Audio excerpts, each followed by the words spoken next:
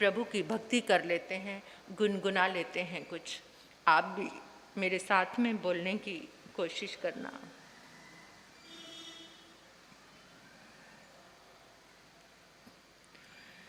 कर दे ओ दूर प्रभु मेरे मन का अंधेरा है, कर दे ओ दूर प्रभु मेरे मन का अंधेरा है। जब से तेरी लगन लगी हुआ मन में सवेरा है, जब से तेरी लगन लगी हुआ मन में सवेरा है, कर दे ओ दूर प्रभु। कई युग बीत गए आप से बिछड़े हुए, कई युग बीत गए आप से बिछड़े हुए। आने में लो प्रभु जी प्यार दिल में बतेरा है, आने में लो प्रभु जी प्यार दिल में बतेरा है। जब से तेरी लगन लगी हुआ मन में सवेरा है, जिनके मन आप बसे उनके मन कलियां खिली, जिनके मन आप बसे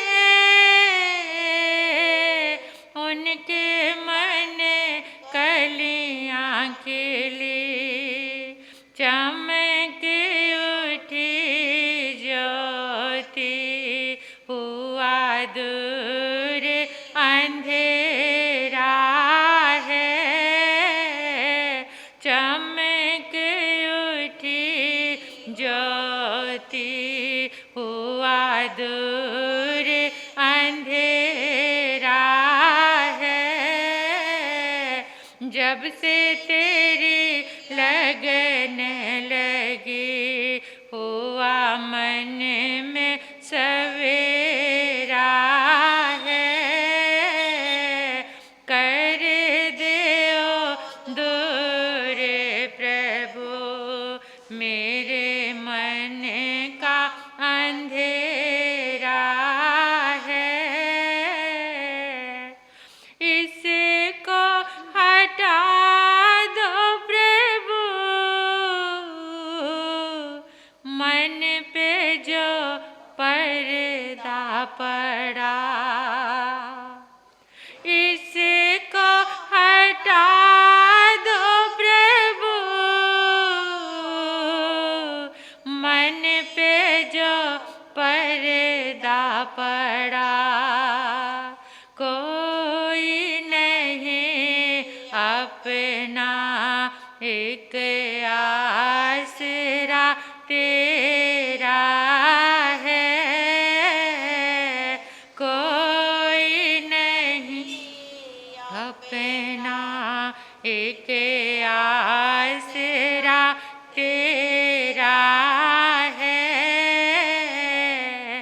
जब से तेरी लगन लगी हुआ मन में सवेरा है,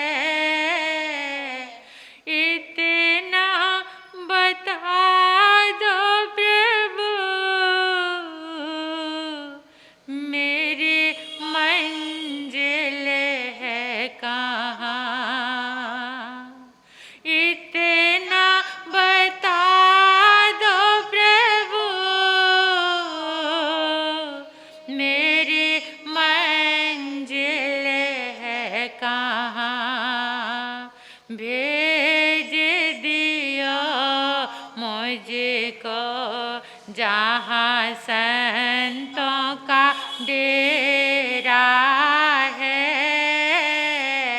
भेज दियो मुझको। जहाँ संतों का डेरा है, जब से तेरी लगन लगी हुआ मन में सवेरा है। कर दे ओ दूर प्रभु मेरे मन का अंधेरा है। कर दे ओ दूर प्रभु।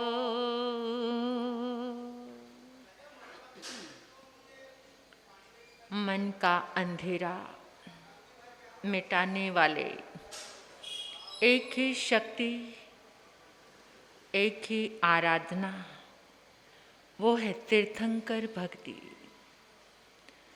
तीर्थंकर साधना। तीर्थंकर परमात्मा से अपने आप को जोड़ लो और आंखें बंद करके जिंदगी में चलते रहो। प्रकाश ही प्रकाश मिलेगा। जब परेशान होते हो तो किसकी शरण में जाते हो? ईमानदारी से बता देना, किसकी शरण में जाते हो? ज्योतिष की शरण में कौन कौन जाता है अपनी जन्म कुंडली लेकर? ज्योतिष की शरण में मत जाना, वो साधारण इंसान ही तो है। कर्म फिलॉसफी को, कर्म सिद्धांत को समझते हो तो याद रखो, राम के जीवन से कुछ शिक्षा लो। दशरथ ने गुरु वशिष्ठ के पास जाकर कहा था, पूरे वर्ष का सर्वश्रेष्ठ मुहूर्त बताओ, दिन बताओ, मेरे अंत्यवासी, मेरे प्रिय राम का राज्याभिषेक करना है। और गुरु वशिष्ठ ने अपने सारे ज्योतिष शास्त्र को देखकर, ग्रह नक्षत्रों को व्यवस्थित करके सर्वश्रेष्ठ दिन बताया राम के राज्याभिषेक का। और वही दिन क्या बन गया? राम के वनवास का दिन बन गया। इतनी मन्नतों से, इतने अरमानों से पिता ने वो दिन निकलवाया था, और वही दिन राम के वन गमन का, वनवास का दिन बन जाता है। किस पर विश्वास करते हो? किस पर? कौन सा ज्योतिष शास्त्र? कौन सी शुभ मुहूर्त? कौन सी शुभ घड़ी? इस मन के तारों को जहां अटका दिया, जहां उलझा दिया, वैसी ही एनर्जी तुम्हारे भीतर आती रहती है। और हैरान होती हूं मैं, सूर्य, चांद, बृहस्पति, शनि सब तीर्थंकर परमात्मा की परिक्रमा करते हुए अपने आप को सौभाग्यशाली समझते हैं। तो आप तीर्थंकर की आराधना करनी शुरू कर दो। सुचिन्ना कम्मा सुचिन्ना फला भवंती, दुचिन्ना कम्मा दुचिन्ना फला भवंती। सद कर्म करो, सद फल, अच्छे फल तुम्हारे समक्ष आते चले जाएंगे। दुचिन्ना कर्मा, दुष्ट कर्म, और उनका परिणाम तो दुष्ट ही आएगा। इसलिए तीर्थंकर शरण में आ जाओ, ज्योतिषी की शरण में जाना छोड़ दो। सारे काम संवरने मेरा बहुत बड़ा विश्वास है। किसी समय आपको लगता है किसी ने कुछ करा दिया, किसी की बुरी नजर आ गई, बड़े पीड़ित हैं लोग इस बात से। किसी के किए कराए के कारण महाराज साहब मेरा काम नहीं चल रहा। ठीक है, आपका मन वैसा बन रहा है, होती हैं ये चीजें। ऐसा नहीं कि ये जादू तंत्र मंत्र विद्याएं, ऐसी दुष्ट विद्याएं होती हैं, और ये अघोरी विद्याएं होती हैं, इनकी साधना भी उसी तरीके की गलत होती है, उसका परिणाम बड़ा भयंकर होता है। लेकिन जहाँ तीर्थंकर साधना होती है वहाँ पर ये चीज़ें अपना प्रभाव नहीं दिखाती। मन में तीर्थंकर के प्रति समर्पित हो जाओ। जहाँ तीर्थंकर आराधना लोगस्य का नमोथुणं का उपसघरं की ये साधना होती है, जहाँ पुच्छी सुणम की आराधना होती है, वहाँ पर वो असुरी वृत्तियाँ नहीं रुकती, उनको छेदन भेदन लगता है। जैसे कोई ये मंत्र जाप जिस समय लोगस पढ़ा जाता है तो उनको लगता है कि कोई तीर भालों से मेरे शरीर को छेद रहा है, वो नहीं सुन सकते। और जहाँ ये मंत्र जाप होगा तो वो अपने शरीर को छिदवाने के लिए वहाँ क्यों रुकेंगे? कोई भी भूत प्रेत की बाधा वहाँ पर नहीं रुकेगी। लेकिन इंसान इतने मिथ्यात्व में आ चुका है। एक बात मुझे याद आ गई, एक लड़की की नई शादी हुई है, शादी हुई और घर में आई। घर में आके देखा कि सब कुछ सासू जी जो कहती है उन्हीं की चलती है। पति है वो भी अपनी माँ का पिछ लगू है, और घर में दो नंदे हैं। एक की शादी हो गई, एक कवारी बैठी है। जिसकी शादी हो गई वो भी आकर दखल अंदाजी करती है, सब कुछ माँ हर बात उसी को पूछ कर करती है, उसी को बताती है। जो रही सही कसर है वो छोटी निकाल देती है। मेरे सिर पे नाचेगी। किसी ज्योतिषी के पास गई और जाकर कहने लगी, कुछ ऐसा मंत्र बता दो कि ना रहे बांस और ना बजे बांसुरी। मियाँ बीवी राजी, क्या करेगा काजी।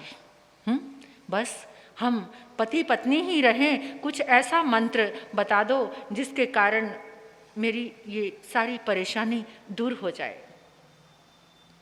ज्योतिषी भी बेचारा बड़े कमाल का था, उसने भी एक मंत्र दे दिया। मंत्र दिया, अब वो क्या करती है, और उसने कहा कि इस मंत्र की साधना जिस समय रात को शाम को चांद निकल आएगा ना, तो चांद को जाकर अर्घ देना और ये मंत्र पढ़ना, और ये मंत्र तुझे हर रोज लगातार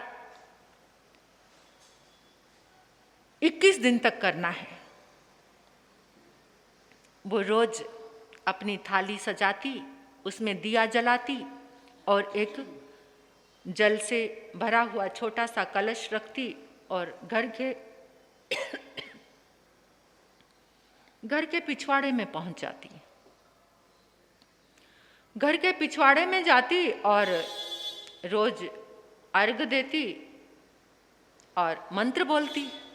2 दिन 4 दिन लड़का देखने लगा, माँ ये हर रोज कहाँ जाती है? कहते बेटा बहुत अच्छी है, जैसे ही चांद निकलता है चांद को अर्घ देती है और कुछ मंत्र जाप भी करती है। बड़ी सियानी बहू है, बड़ा अच्छा काम कर रही है। जा करके कि क्या पूजा कर रही है, क्योंकि वो दिन रात उसके साथ रहता था। उसकी नेक नियत या विचार कुछ पूजा पाठ वाले तो उसको लग नहीं रहे थे। वो सोचने लगा कि जाके करती क्या है। अब वो गया पीछे पीछे दुबक के और चुपचाप दबे पांव वहाँ जाकर खड़ा हो गया। खड़ा होकर के सुना उसने वो क्या बोल रही थी, मैं तुझे पूजूं पूनम चंदा, मर जाए सास और दोनों ही नंदा। मैं तुझे पूजूं पूनम चंदा, मर जाए सास और दोनों ही नंदा। वो तो सुन के चुपचाप आ गया और सोचने लगा, इतनी जालिम, मेरी माँ को और मेरी बहनों को मारने में लगी हुई है, ये मंत्र जाप करती है हर रोज, ऐसी पूजा है इसकी। अब अगले दिन जैसे ही वो पिछवाड़े गई जल का लोटा लेकर, थाली लेकर, तो एक जल का लोटा लेकर के वो भी पूजा करने के लिए आ गया, उसने उस तरफ मुंह कर रखा था, उसने दूसरी तरफ। वो बोल रही है मैं तुझे पूजूं पूनम चंदा, मर जाए सास और दोनों ही नंदा। और उसने जोर से बोलना शुरू कर दिया उसके बाद, मैं तुझे पूजूं ऊंट कटाला, मर जाए ससुर और दोनों ही साला। उसने भी ये मंत्र बोलना शुरू कर दिया। अब जब उसने मंत्र सुना, हो इसको तो मेरा पता लग गया और ये खुद ऐसा मंत्र बोल रहा है, उसने तो क्या किया, त्रिया चरित्र करके एकदम आई और सीधी आके आंगन में ढेर हो गई। ऐसे लगा जैसे कोई प्रेत बाधा उसके अंदर आ गई है। मैं इसे नहीं छोड़ूंगी, मैं इसे लेकर जाऊंगी, मैं इसको मार गिराऊंगी। इसने ऐसा किया, वहाँ जाकर पिछवाड़े में पूजा करती थी, मैं हर रोज इसको देखती थी, मेरा मन इस पर आ गया। ना जाने क्या क्या। वो बेचारी सास तो भोली भाली थी। अब वो सोचने लगी, देखना बहू तो हर रोज पूजा करती थी, ये क्या हो गया इसको। उसको बार बार हाथ जोड़कर कह रही है, तू इसे छोड़कर चली जा, जो हम कहेंगे तू कहेगी वही हम करेंगे। क्योंकि ऐसे जो प्रेत बाधा अंदर आती है तो वो कुछ ना कुछ बोलती है। ऐसे देखा हमने बहुत सारा, लेकिन होगा उसके कुछ लोग ऐसे होते हैं कि कोई परिवार में मिथ्यात्व का आश्रय लेते हैं, परिवार को काबू में करने के लिए, अपने पीछे लगाने के लिए। दुष्प्रवृत्तियां, जहाँ पर धर्म नहीं है, सम्यक बोध नहीं है, वो लोग कितने घरों में, गाँव में आज भी ऐसे त्रिया चरित्र, ऐसे मिथ्यात्व का सेवन करके परिवार में उदंडता मचाए रखते हैं कुछ लोग। अब वो सास हाथ जोड़कर कह रही है, बेटा इसको छोड़कर चली जा, तू जो भी है, भूत है, प्रेत है, पिशाच है, वाण यंत्र है, जो भी है, इसको छोड़कर चली जा, जो तू कहेगी हम वही करेंगे। तो वो कहने लगी, इसका एक ही इलाज है। कहते क्या? कहते लड़के की माँ सिर मुंडवाकर, मुंह पे कालिच लगाकर, गधे पे चढ़कर मेरे सामने आए तो मैं इसको छोड़कर चली जाऊंगी। अब वो बेचारी सास कहने लगी, थोड़े समय की तो बात है, बाल तो फिर आ जाएंगे, मेरी बहू तो ठीक हो जाएगी, मुश्किल से तो बेटे की शादी हुई है और अब तो इतना अच्छा कुछ करने लगी थी, मेरी बहू ठीक हो जाए, नहीं इसको मत लेकर जाना, मैं ऐसा सारा कुछ कर लूंगी, कोई बात नहीं। लड़के की माँ तेरे सामने आ जाएगी, सिर मुंडवाकर, मुंह पे कालिच लगाकर, गधे पर चढ़कर। वो लड़का कहता, माँ कोई बात नहीं, ऐसे कैसे, यहाँ पर बड़े बड़े तंत्रवादी हैं, मंत्रवादी हैं, मैं उनको लेकर आता हूँ, आप थोड़ी देर इंतजार करो। अब वो तो सीधा अपनी ससुराल पहुंच जाता है।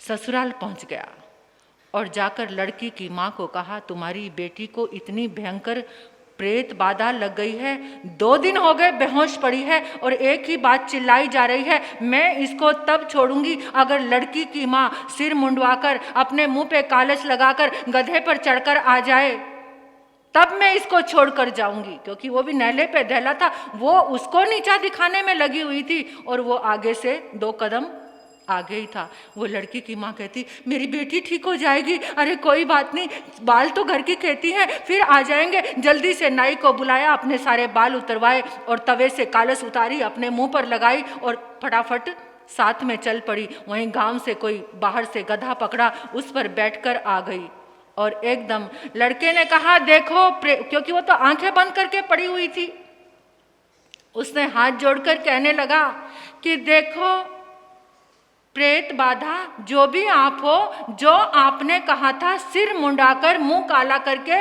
ये आपके सामने आकर खड़ी हो गई है। एकदम जोर से बोलने लगी, देख बंदी का चाला, सिर मुंडाया और मुंह काला। वो लड़का कहने लगा, अरे देख बंदे की फेरी, अम्मा तेरी है या मेरी? हाँ, देख बंदे की फेरी, अम्मा तेरी है या मेरी? जब उसने आंखें खोली, सारा का सारा जो त्रिया चरित्र था उसका वो पानी में बह गया।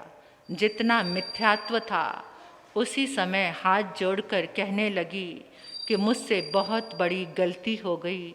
मैं ऐसे व्यक्ति के पास पहुंच गई जिसने मुझे ऐसा मंत्र दिया और मेरे दिमाग को भ्रमित कर दिया।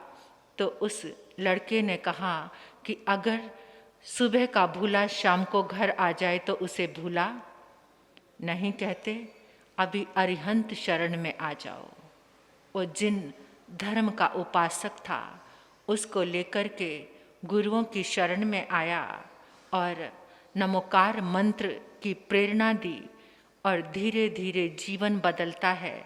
जब तीर्थंकर भगवान की शरण मिलती है, तीर्थंकर भक्ति जिसके जीवन में घटित होती है, उसको कहीं पर भी जाने की जरूरत नहीं रहती। बिना पैंदी के लोटे मत बनना, जिधर देखो उधर ही लुढ़कते रहना। ना खुदा ही मिला ना विशाले सनम, ना इधर के रहे ना उधर के रहे।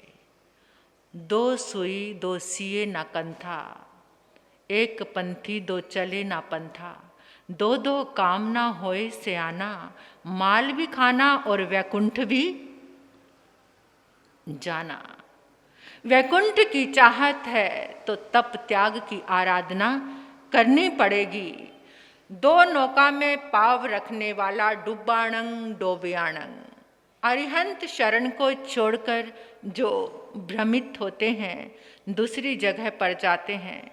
आज भी तीर्थंकर परमात्मा की अनंत ऊर्जा, जो ये पाठ शोभायमान होता है, गरिमावान होता है, ये तीर्थंकर परमात्मा प्रभु महावीर की अनंत ऊर्जा से, उनके शासन की। तीर्थंकर नाम कर्म का मैंने बताया था आपको उत्तराधन आगम की आराधना में। 21,000 वर्ष तक तीर्थंकर नाम कर्म का पुण्य इस धरती पर रहेगा। परमात्मा का शासन चलता रहेगा। तो तीर्थंकर ऊर्जा को अपनी भावना के माध्यम से, भावना जोग सुदप्पा, भावना और योग से अपनी आत्मा का शुद्धिकरण करने वाले को तीर्थंकर परमात्मा की ऊर्जा आज भी उपलब्ध हो सकती है, कहीं पर भी नहीं गई है। उस ऊर्जा को आप अपने भीतर ले सकते हैं, उस ऊर्जा का आह्वान कर सकते हैं। कि अक्सर मैं जब से चातुर्मास प्रारंभ हुआ है आपको एक ही बात कहती आ रही हूँ कि जब भी कोई कार्य शुरू करो, जब भी कुछ आप, चाहे धर्म की शुरुआत है चाहे संसार के, तीर्थंकर परमात्मा आपके पुण्य का आलंबन लेती हूँ। इतना शब्द ही आप बोल दो, हे तीर्थंकर प्रभु।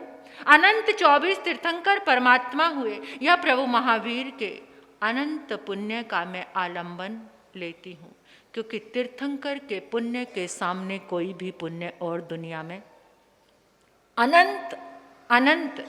और जब तीर्थंकर मोक्ष में जाते हैं तो अपना पुण्य कहाँ छोड़कर जाते हैं? इस धरती पर, क्योंकि मोक्ष में पुण्य जाता नहीं। वो परम पिता अपने नाम कर्म का, तीर्थंकर नाम कर्म का पुण्य इसी धरती पर छोड़कर जाते हैं। और उस तीर्थंकर नाम कर्म के पुण्य का आलंबन लेकर अगर आप कोई भी कार्य करते हैं तो आपका वो कार्य तीर्थंकर ऊर्जा उसके साथ समाहित होने लगती है। तो जो आपके भाग्य में नहीं है वो भी तीर्थंकर भगवान आपको देते हैं। सिर्फ उनका आलंबन लेना सीख लो। आलंबन लेना, आलंबन जिसका लोगा उसी का ही पुण्य काम करेगा। तुम किसका आलंबन लेते हो? देवी देवता का लेते हो तो देवी देवता का पुण्य तो सीमित होता है, थोड़ा होता है। देवी देवता को आप नमन करो क्योंकि वो शासन के रक्षक देवी देव हैं, लेकिन आपका जो श्रद्धा का भाव है, जो आपकी श्रद्धा की डोर है, वो तीर्थंकर परमात्मा के चरणों से जुड़ी होनी चाहिए, अरिहंत सिद्ध से जुड़ी होनी चाहिए।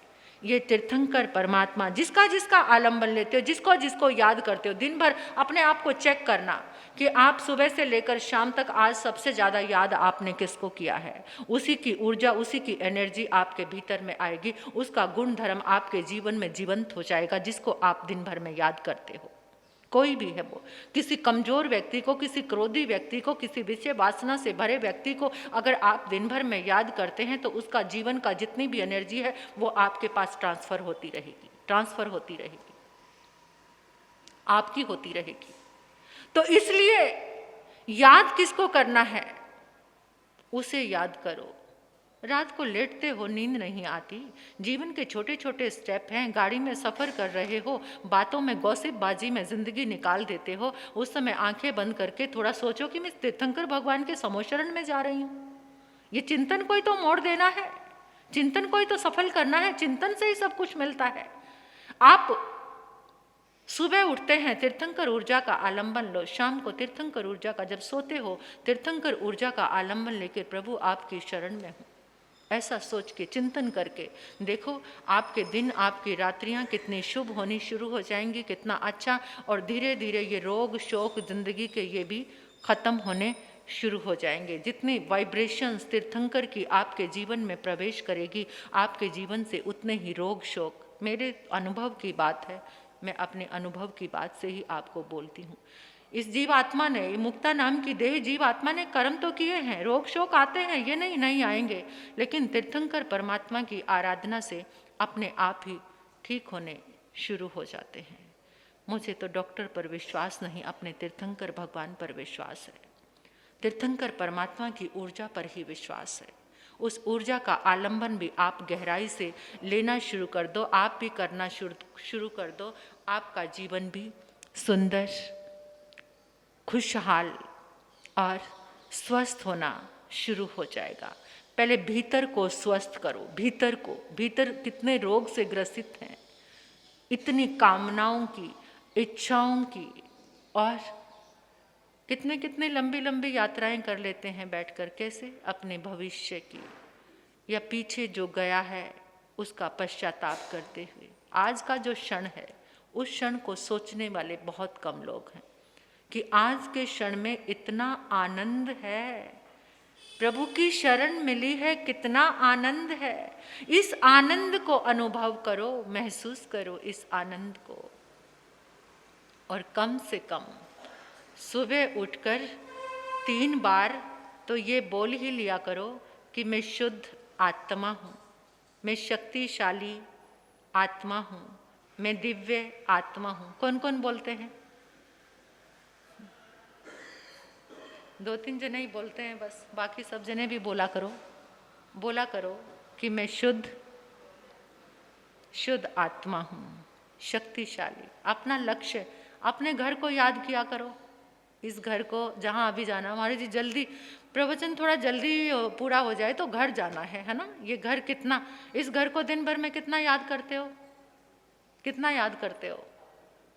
हजारों बार एक दिन में। घर जाना है, बाजार गए, कहाँ जाना है? आना है, घर आना है। कहीं और गए, कहाँ आना है? घर आना है। उस घर को याद करते जो अपना है, असली घर। नकली वाले को याद करते रहते, इसे छोड़कर जाना है ना, पता है सबको, इसे छोड़कर जाना है। दिन में कम से कम 3 बार तो अपने असली वाले घर को याद कर लिया करो। कौन सा है सबका घर? सब जने बोल दो। हाँ, सिद्धालय, मोक्ष।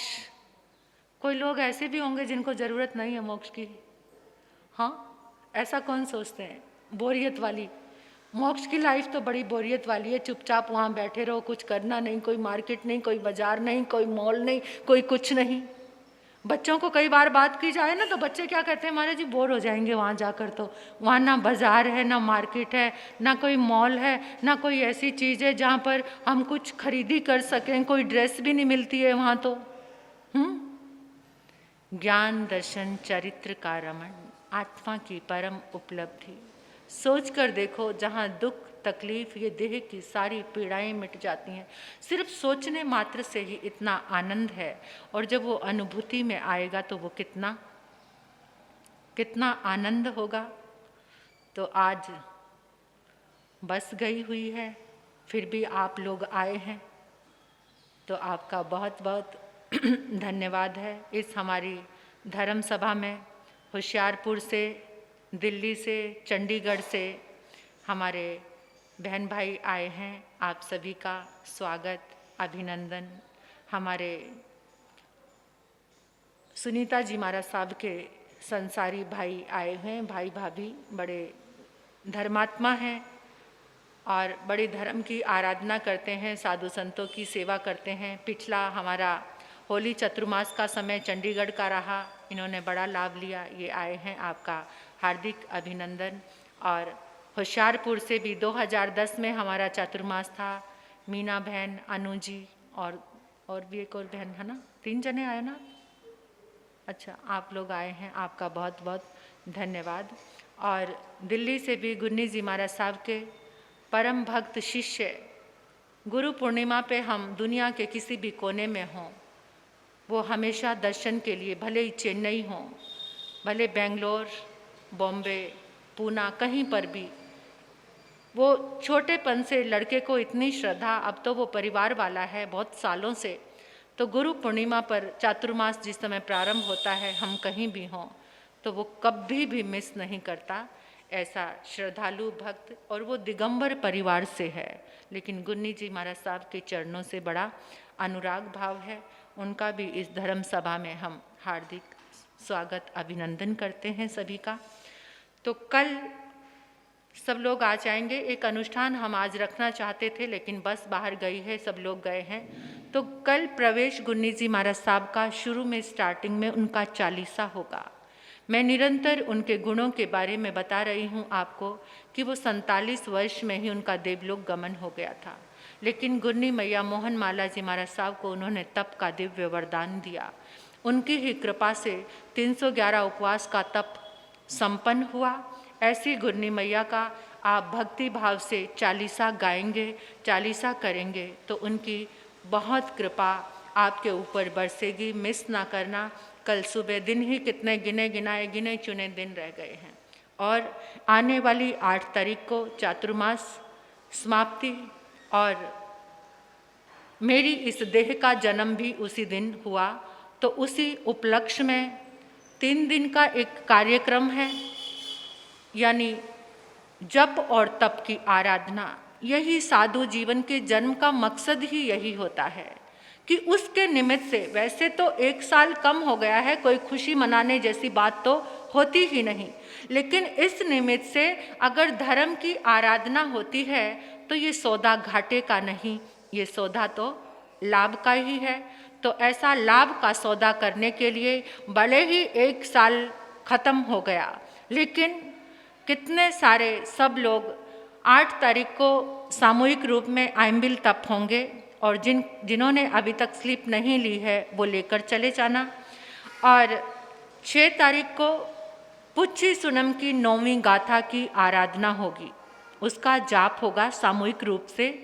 जिनको वीकनेस फील होती है हर समय, जिनके जीवन में खुशहाली नहीं है, नंदन वन जैसा खुशहाल जीवन करने वाली ये 9वीं गाथा, परमात्मा के गुणों की गाथा, बड़े एक्सपीरियंस के साथ इस गाथा को हम आपके बीच में लेकर आ रहे हैं। बड़े अनुभव हैं लोगों के। तो 9वीं गाथा का उस दिन जाप होगा, और 7वीं गाथा ये लोगस्य की 7 तारीख को 7वीं गाथा, 7 तारीख को लोगस्य की 7वीं गाथा यानी अंतिम गाथा, चंदेसु निमलयरा आई चेसु अहियंग पयासरा। इसका मैं उस दिन विस्तार से आपको महत्व और बताऊंगी कि इस गाथा के करने से क्या होता है। तो इस गाथा का जाप रखा है लोगस्य की अंतिम चरम गाथा का। तो आप सभी ने एक दूसरे को प्रेरणा देनी है, और उसके लक्की कूपन के लाभार्थी बन रहे हैं हमारे पिताजी का नाम क्या भैया? श्री जवाहरलाल जैन सतीश कुमार जी।